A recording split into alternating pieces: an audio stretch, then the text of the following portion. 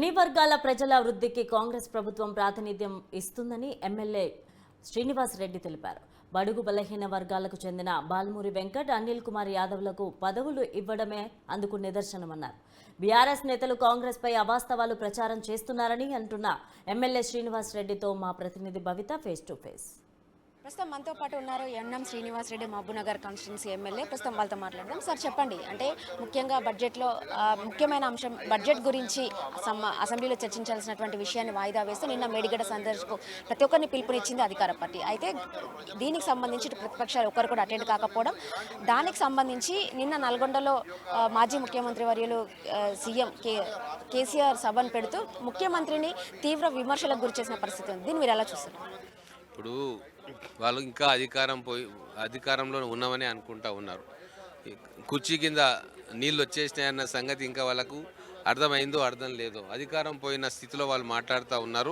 మేడిగడ్డకి ఎందుకు పోయినాము అంటే గత ప్రభుత్వం చేసిన అవినీతి వల్లనే కదా ఈరోజు ఆర్థిక సంక్షోభంలో తెలంగాణ రాష్ట్రం ఉంది. దాన్ని మన ప్రజలకు చూపించాల్సిన బాధ్యత ఉంది. విజిలెన్స్ ఎంక్వైరీ నడుస్తూ ఉంది.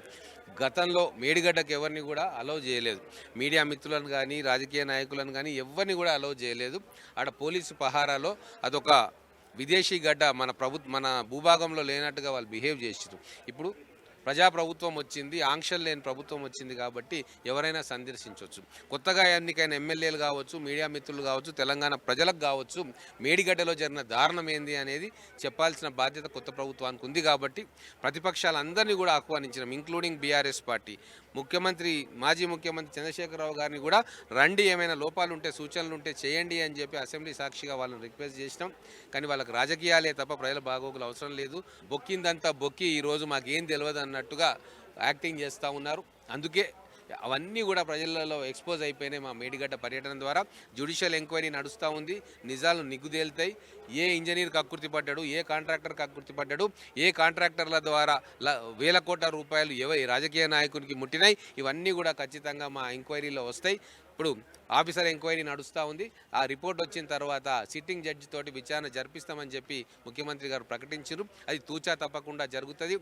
ఎవరైతే వేల కోట్ల రూపాయలు ప్రాజెక్టుల పేరుతో మింగినరో వాళ్ళందరూ కూడా జైలు పాలు కాక తప్పదు. కృష్ణా ఎంబీకి సంబంధించి కూడా కేఆర్ఎంబీకి అప్పగించారు అని చెప్పేసి మొదట వీళ్ళు సంతకాలు పెట్టారు. తర్వాత పెట్టలేదని చెప్పేసి తీర్మానం చేశారు అని చెప్పేసి ఇప్పటికీ వాళ్ళు వాదిస్తున్న పరిస్థితి కనబడుతుంది. అయితే నిన్న సభలో మాత్రం మీకు ఏం తెలియకపోతే మాకు చెప్తే సజెషన్స్ ఇస్తాం కదా అన్నట్టు కూడా కొన్ని తీవ్ర వ్యాఖ్యలు కూడా చేశారు. దీని ఇక ఆయనకు చాలా తెలిసి వెలగబెడితే 10 సంవత్సరాల ఈ సంక్షోభాలన్నైనా ఇంత గొప్ప బ్రహ్మాండంగా అభివృద్ధి అయింది. ఇంకా మాయా ప్రపంచంలో బతుకుతూ ఉన్నారు వాళ్ళు. ఇంకా నేను ప్రగతి భవన్లో ఉన్న, ఫామ్ హౌస్లో ఉన్న, నా రాజ్యం నడుస్తుందని అనుకుంటున్నారు. గత మాజీ ముఖ్యమంత్రి గారు అయిపోయింది. ప్రజలకు తెలివి వచ్చింది, సోయి వచ్చింది, ఓటుతోటి బుద్ధి చెప్పిర్రు, బండకేసి కొట్టిండ్రు, లాస్ట్ కేసీఆర్ను కూడా ఓడగొట్టిరు.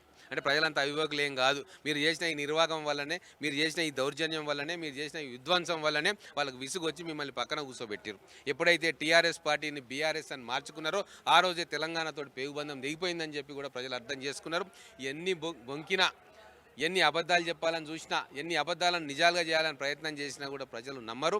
చాలా స్పష్టంగా ఈరోజు వాళ్ళ అవినీతి బట్టబయలవుతూ ఉంది. అసెంబ్లీ సాక్షిగా, విజిలెన్స్ నివేదిక సాక్షిగా, రేపు వేయబోయే సిట్టింగ్ జడ్జి విచారణ సాక్షిగా దోషులెవరో, దొంగలెవరో, దోషులెవరో, ఎవరు ప్రభుత్వ ఖజానాను వేల కోట్ల రూపాయలు బుక్కినరో అందరి పేర్లు కూడా బయటికి రాబోతూ ఉన్నాయి. ఖచ్చితంగా చట్ట ప్రకారం వారిని శిక్షిస్తాం.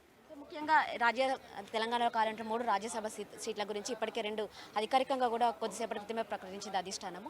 3వది కూడా మీకే కైవసం చేసుకోవాలన్న ఒక సమాచారం అందుతుందన్నట్టుగా కూడా ఆలోచిస్తున్నారు. దీన్ని మీరు ఎలా చూస్తారు? ముఖ్యంగా ఇచ్చినటువంటి 2 సీట్లలో ఒకటి రేణుకా చౌదరికి గారికి ఇస్తే, ఇంకొకటి అనిల్ కుమార్ యాదవ్కు యువ నాయకుడికి ఇచ్చింది. దీన్ని ఎలా చూస్తారు?